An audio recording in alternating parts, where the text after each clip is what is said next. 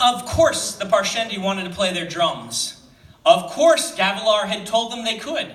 And of course he hadn't thought to warn Navani.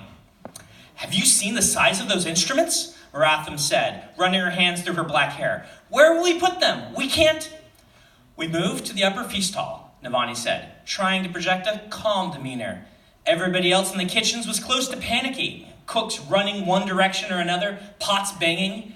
Gavilar had invited not just the high princes, but their relatives, and every high lord in the town. And he wanted a beggar's feast. And now, drums?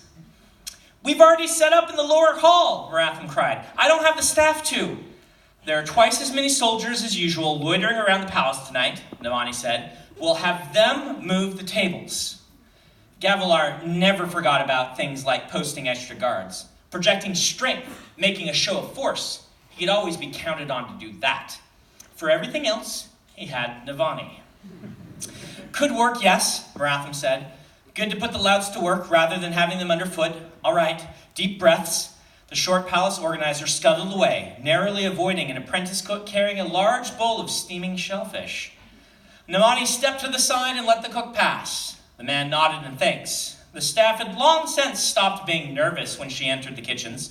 She'd made it clear to them that doing their jobs efficiently was superior praise to her than a bow.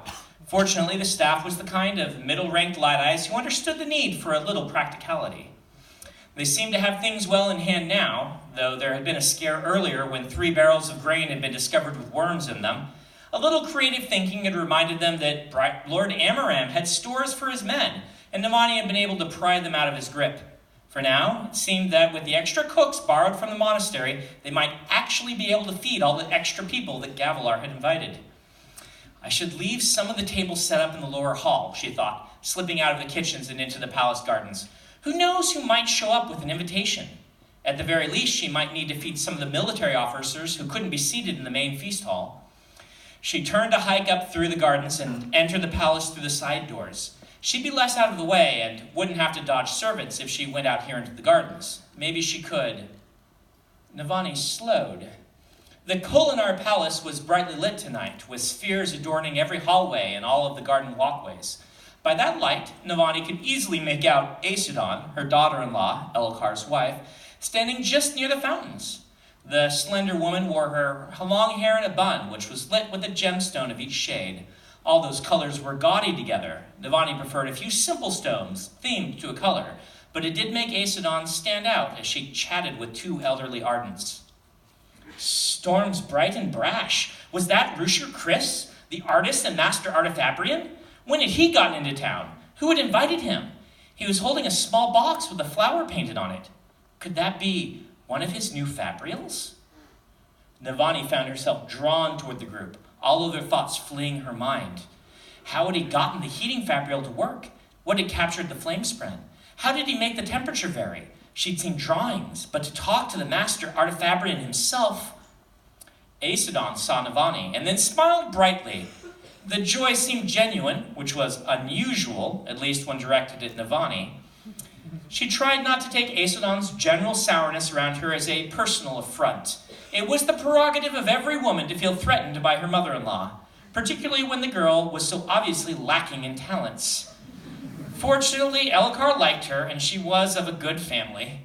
Navani smiled at her in turn, trying to enter the conversation and get a better look at that fabrial. Aesudan, however, took Navani by the arm. "Mother, I had forgotten completely about our appointment. I'm so fickle sometimes. Terribly sorry, ardent Chris, but I must make a hasty exit." Aesudan tugged Navani forcefully back through the gardens toward the kitchens. "Thank Kalek you showed up, Mother. That man is the most dreadful bore." "Bore?" Navani said, twisting to look over his shoulder.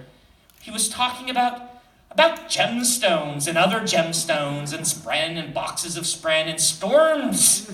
What a night. You would think you would understand. I have important people to meet.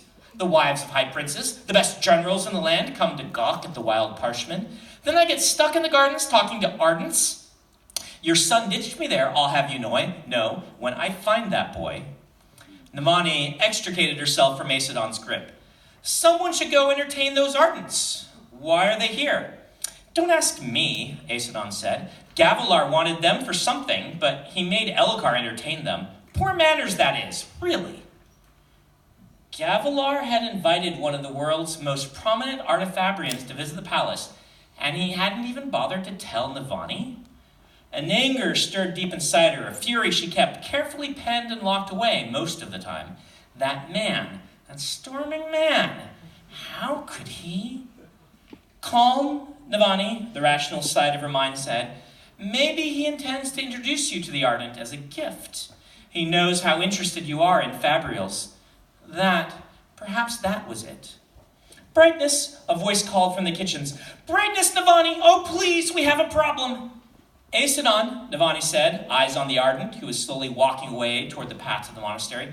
She could catch him. She could spare a few minutes. Could you help the kitchens with whatever they need? I'd like to.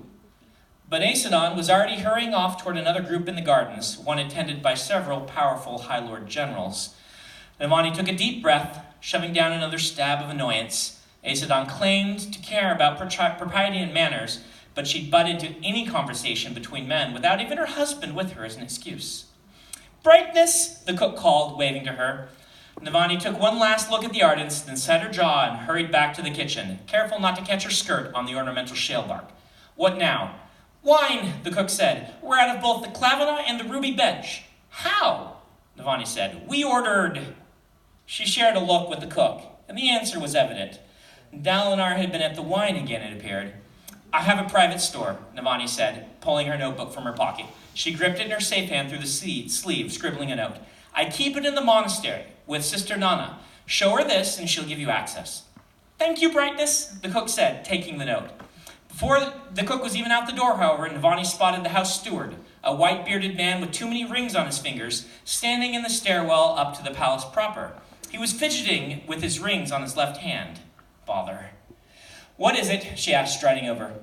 Guests have started to arrive, Brightness, including High Lord Vama, who has promised an audience with the king regarding the border disputes. You know the one about the misdrawn maps, yes, Navani said, sighing.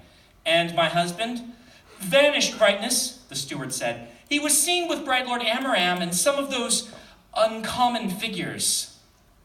That was the term the palace staff used for Gavilar's new friends, the ones who seemed to arrive without warning or announcement and who rarely gave their names. Navani ground her teeth, thinking through the places Gavilar might have gotten himself to.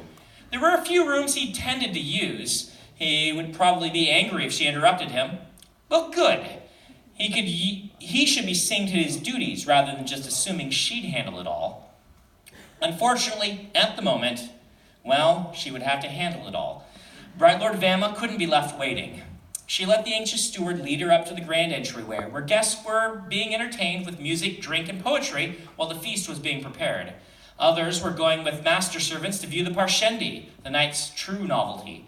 It wasn't every day the king of Alethkar signed a treaty with a group of mysterious parshmen who could talk.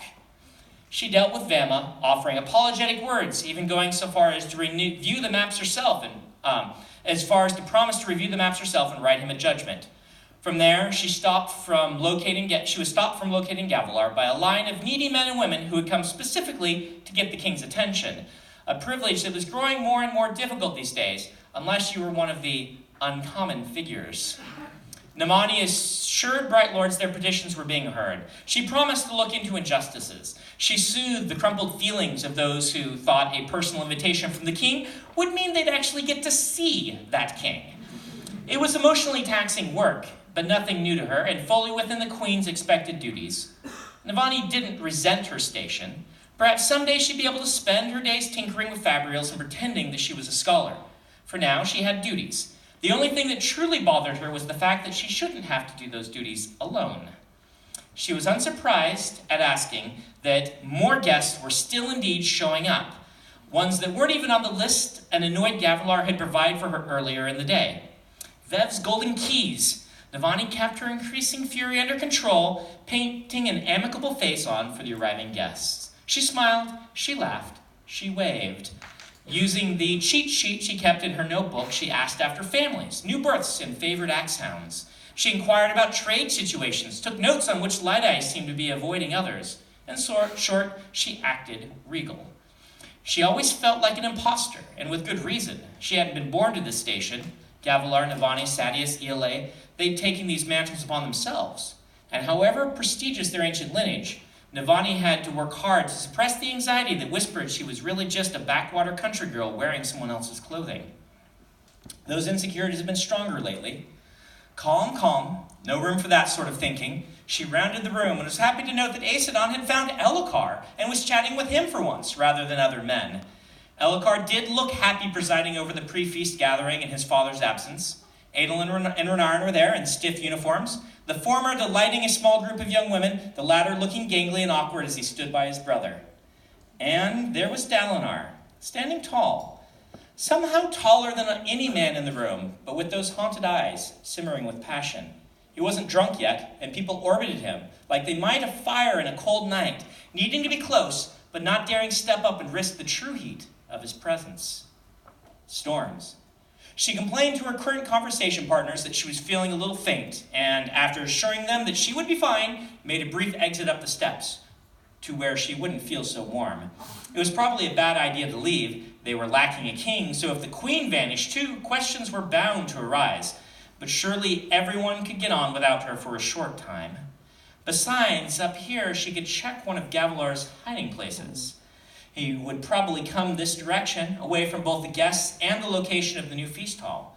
Barshendi with their drums passed nearby, speaking a language she did not understand, though one of the young interpreters was with them, so Navani could have asked if she'd wanted. Instead, she twisted her way through the dungeon-like hallways. Why couldn't this place have been a little more light, had a few more windows? She brought the matter up with Gavilar, but he liked it this way.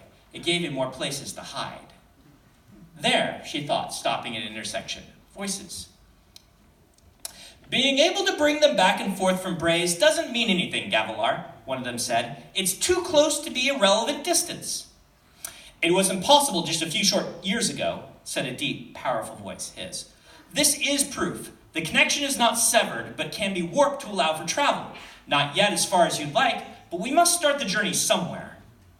Navani inched forward, looking around the corner. Yes, there he was, right where she'd expected him to be, in her study.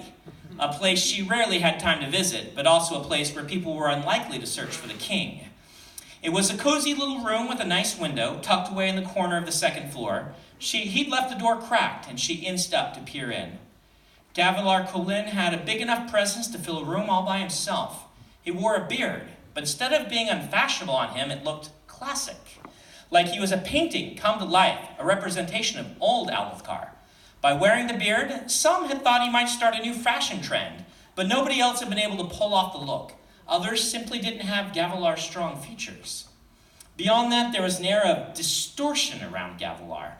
Nothing supernatural or nonsensical. It was just that, well, you accepted that Gavilar could do whatever he wanted, in defiance of any tradition or logic. For him, it would work out.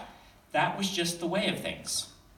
The king was speaking with two men that Navani vaguely recognized. Ambassadors from the West, where they'd been called, or ambassadors from the West were what they'd been called, but no kingdom had been given for their home. They were simply among Gavilar's uncommon visitors. A tall Azish man with a birthmark on his cheek, and a shorter Alethi man with a round face and a small nose. The Azish one leaned back against the bookcase, arm folded, face completely motionless. The Alethi man wrung his hands, reminding Navani of the palace steward, though this man was much younger. Somewhere in his 20s? Maybe his 30s? No, he could be older. On the table between Gavilar and the men were a group of spheres. Navani's breath caught as she saw them. They were arrayed in a variety of colors and brightnesses. Several seemed strangely off. They glowed with a color that seemed somehow an inverse of light, as if they were pits of violet darkness, sucking in the color around them. She'd never seen anything like it before, but gemstones with spren trapped inside them could have all kinds of odd looks and effects. Those spheres, they must be for Fabrials. And Gavilar was talking to two strangers about them? She was reminded of the art of Fabrian in the gardens. What was he doing with spheres, strange light, and Fabrials? And why couldn't Gavilar talk to her about? Gavilar suddenly stood up straight, then glanced toward the doorway. Their eyes met. She couldn't tell how he'd spotted her, as she hadn't made any sound. As soon as she was seen, she pushed open the door, acting like she had been on her way in anyway. She wasn't spying. She was queen of this palace. She could go anywhere she wished, particularly her own study. "Husband," she said, "there are guests missing you at the gathering. You seem to have lost track of time." "Gentlemen," Gavilar said to the two ambassadors, "I will need to excuse you for the moment." The nervous Lethe man ran his hand through his wispy hair. "I want to know more of the project, Gavilar. Plus, you need to know something else. I think another of us is here tonight. I spotted her handiwork earlier." "I have a meeting shortly with Meridas and the others," Gavilar said. "They should have more information for me. We can speak again after that." "No," the Azish man said, voice sharp. "I doubt that we shall." "There's more here, Nail," the Alethi man said, but his friend towed him out the door, protesting. "This is important. I want out. This is the only way." "What was that about?" Navati asked as Gavilar closed the door. "Those are no ambassadors. Who are they really?" Gavilar did not answer. With seeming deliberate motions, he walked back to the table and began plucking the spheres one by one and placing them into a pouch. Navani ducked forward and snatched one off the table. "What are they? How did you get spheres that glow like this? Does it have anything to do with the Artifabrians you've invited, without telling me, I might add, to come visit you?" She looked at him, waiting for some kind of answer, some kind of explanation. Instead, he held out his hand for her spheres. Her sphere. "This does not concern you, Navani. Return to the party." She closed her hand around the sphere. "So I can continue to cover for you? Did you promise Vama that you'd mediate a dispute tonight, of all times? Do you know how many people are expecting you? Did you say you have another meeting to go to now, before the feast even begins? Are you simply trying to ignore our guests?" "Do you know," he said softly, "how tired I grow of your constant questions, woman?" "Well, perhaps try answering one or two of them then. It's a novel experience, answering someone, treating them like a human being, rather than a machine built to count the days of the week for you." He wagged his hand, demanding the sphere be returned. Instinctively, she shied back, holding it. "Why? Why do you continue to shut me out? Please just tell me." "I deal in secrets you could not handle, Navani, if you knew the scope of what I've begun." I'm going to end there. Yeah, I'm sorry.